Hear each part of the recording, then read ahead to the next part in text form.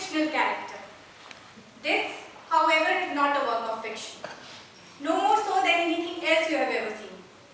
This very piece is a work of non-fiction. Yet, I am a fictional character. I think my author is trying to express herself through this work. Although I do not understand why does a good writer allow pain and suffering in her writing. Does this cast any special doubt on her goodness? Is an author callous if she puts her characters through hardships?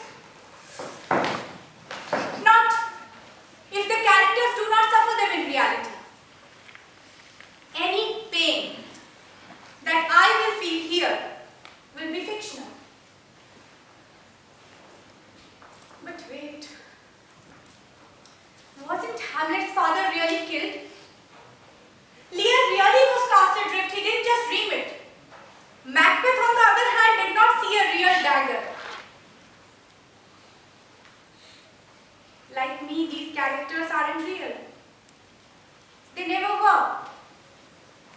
So there was no suffering. Outside of this world of fiction, no real suffering in the author's own world. So in her creating this world of fiction, the author was not cruel. While noting any such inference that I make has been written by her. And if she writes that I find a particular inference plausible or valid, who am I to argue?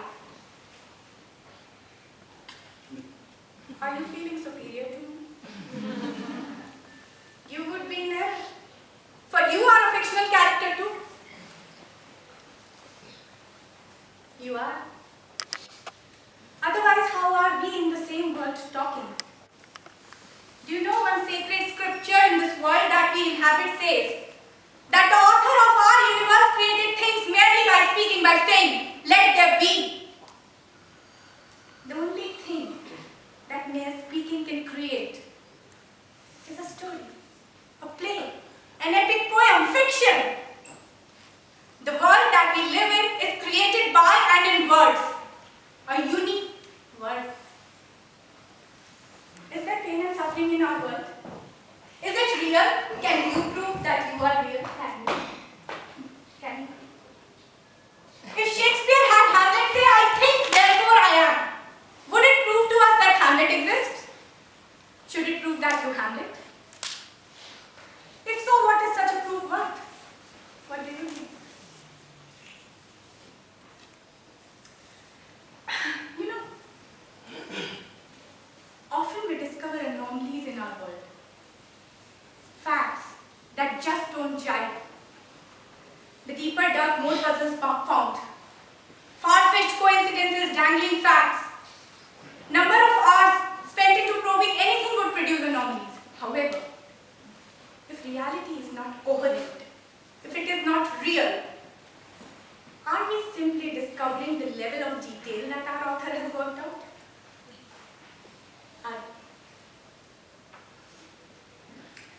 Does our author, through her writing, discover about her characters and through them? Is she surprised at what she finds us doing and thinking? When we feel that we are freely behaving and acting, is this merely a description that she has written for us? Or does she write it because she finds it true to us, her characters? Is this where our leeway and privacy reside? That there are certain implications of her work that she has not yet worked out. Certain things that she has not yet thought of, which might anyways be true to this world that she has created. Certain actions and thought of ours that elude her ken.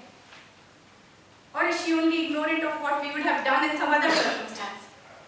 Making our freedom lie only in the subjective realm. Does this way madness lie?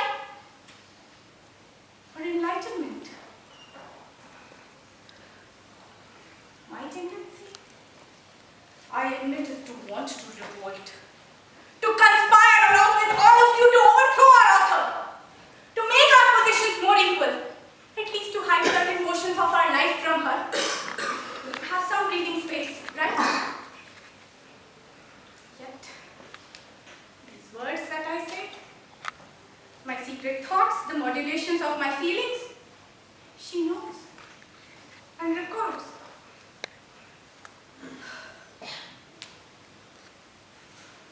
Our author is outside outside of our realm. Yet, she might not be free of our problems. Does she wonder too if she is a character in a work of fiction? If her writing this universe is a play within a play? Did she make me perform this particular piece, especially this paragraph, this part, in order to express her own concerns? You know what? I would like to know the genre of our universe. What is it? Tragedy? Farce? Theatre of the absurd? What is the storyline? What act are we in? And may we hope to inhabit an enduring masterpiece rather than a quickly remaindered book. You know what? In some sense it might be wrong. But another, wouldn't it be right if Hamlet said, I am Shakespeare? What do Macbeth, Banquo, Desdemona, Prospero have in common? The consciousness of one author, Shakespeare. So wouldn't it be all right if we said, I am the author? I am a fictional character. This, however,